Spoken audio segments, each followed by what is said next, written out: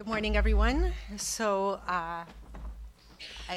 When Eyal asked to sort of pull out my presentation, if you will, from one of the parallel sessions and to participate here in this talk related to collaboration and conflict, I thought, yes, I think that our topic does fit into that because it can be both an aspect of collaboration and also you could see some potential for conflict depending on how it's handled and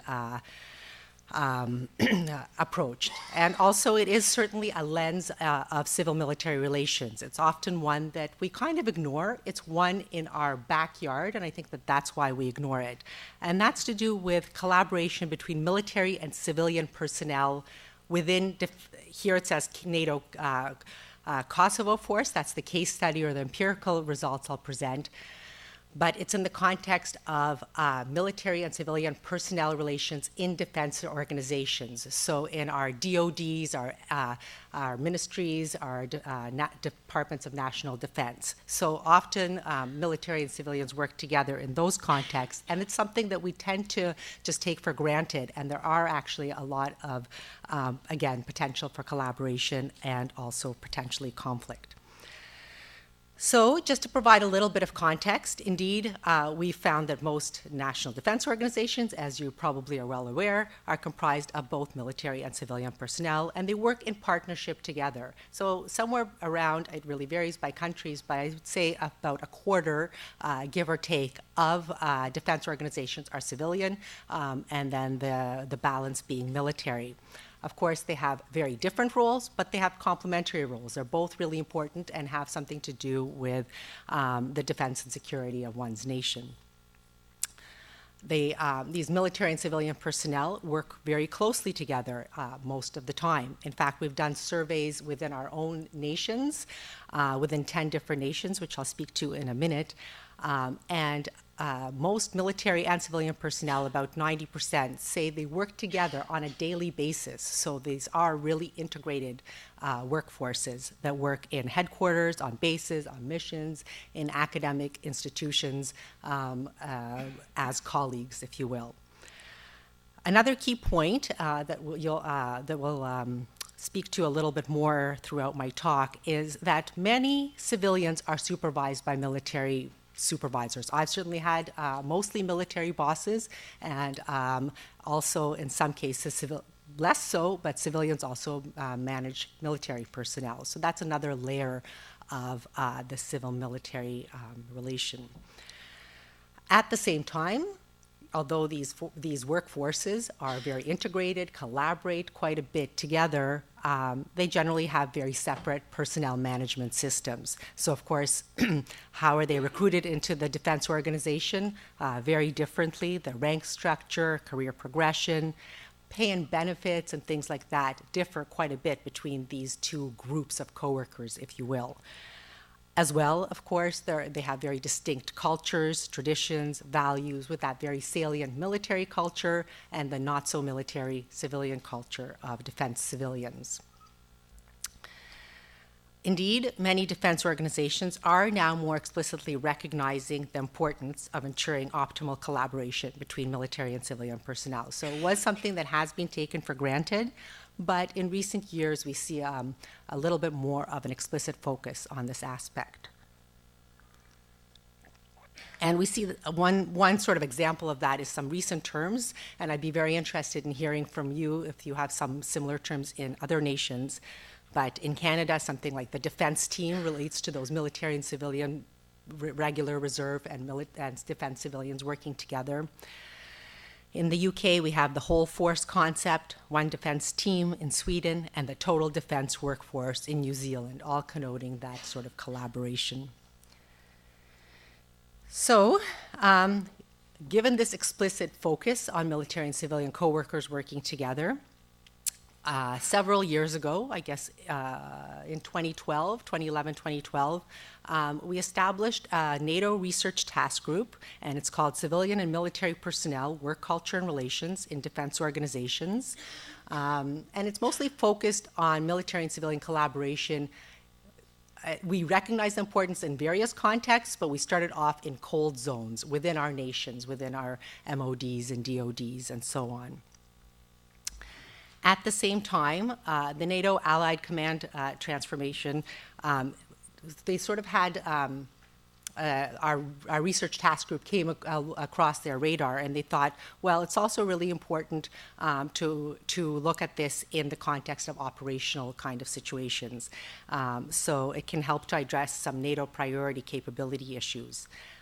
They too are realizing that civilians are increasingly playing various roles in operations, and at the same time, even though they're very necessary, that's the reason they're playing increasing roles, there can be some issues that arise as a result of that. So whether it's cultural differences, perhaps issues when it comes to supervisory relationships when military are supervising civilians, or vice versa. And so they asked if we can extend the work of our NATO group, which is comprised, by the way, of 10 nations, and a few of our reps are here today. Because I'm short on time, I won't introduce them all. Anyway, they asked if we could do a little bit of an extension of this NATO work and look at it in the context of an operational context. And so that's what brought us to Kosovo to do a little bit of empirical work there. And we visited Kosovo last June, 23rd to 27th, so just under a year ago.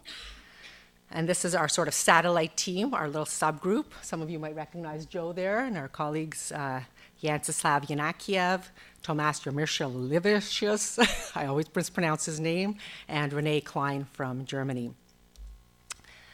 So very quickly, because I don't have a lot of time and I'm going to present just a sort of taste of the results, I think, at this point today. So at Kosovo, we focused on the headquarters, and the headquarters was made up of 1,000 military personnel and 150 civilians. There were 3 types of civilians at the Kosovo headquarters: 45 international consultants, 100 local civilian hires, LCHs, and 5 NATO international civilians, or NICs. And then there were a bunch of contractors that did things like cooking and cleaning, and they weren't considered as part of the personnel per se, and so in terms of the collaborative work between the military and civilians, so they weren't part of our study.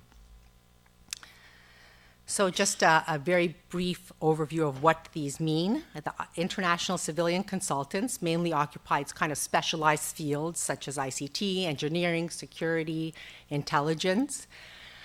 And I just want to note there that their average tenure at Kosovo, at KFOR, was about 6 years. Local civilian hires, so they were predominantly serving as fire guards, interpreters, and in a variety of administrative, finance, HR kind of functions. By that definition, local civilian hires, they were residents of the surrounding region, and their average tenure at KFOR was about 8 years. And then there were a small group of these NATO international civilians, so they would be posted from NATO to various postings such as KFOR, and they were sort of had the best working conditions of the group, if you will. In terms of our method, so we did 18 interviews. We also did a survey, which I won't be presenting today, but we did 18 interviews, and the interviews were targeted more at the senior leaders. So we interviewed essentially the J-heads. 10 of our interviewees were military. Most of them were colonels.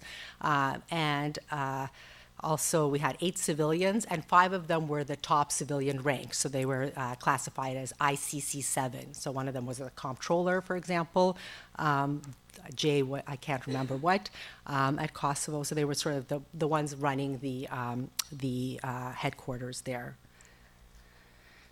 Okay, so normal interview procedure. Generally speaking, we found that people said that the relations between the military and the civilians at KFOR were positive. So overall, good sentiments about one another. However, when we got deeper into the interviews, we did still find some very interesting examples of both collaboration and conflict. So as what you would expect, some of the themes related to the aspect of authority and chain of command. So overall, military personnel were described as being generally the ones in positions of authority, that they had more authoritarian styles of communication, so those stereotypical things. And also, very notably, that civilians ought to be aware of the military approach and chain of command. On the other hand, it was considered necessary for military supervisors to recognize that civilians are not military and require less authoritarian styles of communication. I don't have time to present many quotes, but for example, in a supervising role, one approaches the civilians different from the military. The military are used to being addressed with few words, the military way. This is not possible with civilians. Okay. And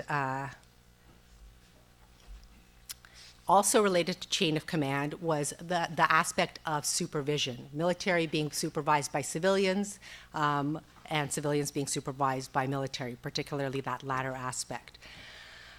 So for military, if their direct supervisor was a civilian, they often didn't have a performance evaluation by that civilian, and they would have a performance evaluation by their next sort of person, military person in the chain of command. And this led to a variety of problems because that wasn't necessarily the person that was most directly familiar with their work and might not have worked very closely together at all. Okay. Now, effects of the rotational cycle. 3 minutes. Okay. So effects of the rotational cycle, which is probably where I'll end off, but there are a few aspects of that, quite a few sort of layers. And the one, of course, is that continuity, knowledge management, and corporate memory, and the role of civilian personnel in mitigating problems related to frequent rotations. So the military were there for about 4 to 6 months. The really senior JHEADs, some of them were there for a year, but generally it was 4 to 6 months, whereas we saw the civilians were there for an average of 6 years for ICCs, 8 years for the local civilian hires. And so there was even some suggestion to convert some military positions into civilian ones to facilitate continuity, and even an indication that this happened in some cases. Okay. The other thing is that some of the military indicated that there was a dependency on the civilians because they were the ones really running the ship. They were there long term, whereas the military were kind of transitioning in and out. And sometimes that was seen as negative and sometimes just kind of a fact. But for example, ICCs can exploit the environment because the military staff turns over so much that the military can become very dependent. They embed themselves in the environment. It actually becomes a risk to the mission to lose them. Okay. Another issue with respect to the rotational cycle is to do with management of the civilian personnel in particular.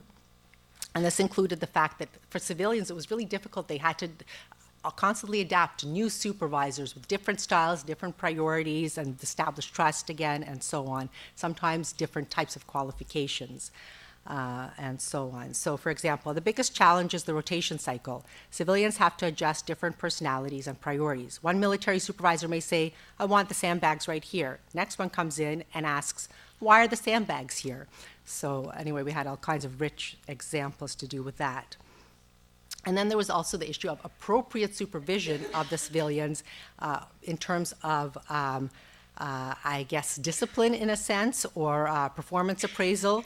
If you had a really poor performer, sometimes the military supervisor, it was felt, they wouldn't want to address that issue because, well, they're not going to have to deal with that person forever. They're going to sort of leave. And so poor performers were never actually reprimanded or perhaps even fired because there was no need for a permanent solution.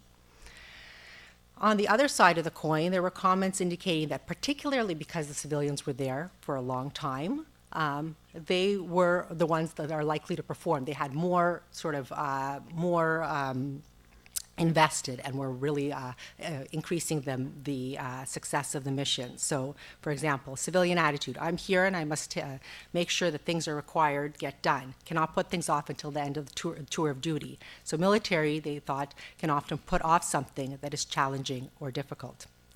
Okay, so as you can see, I have lots of other rich examples and so on, so I'd really be interested in talking to you offline, but I think that gives a good taste of some of the types of issues, both related to cooperation and some real benefits, as well as some challenges. Thank you.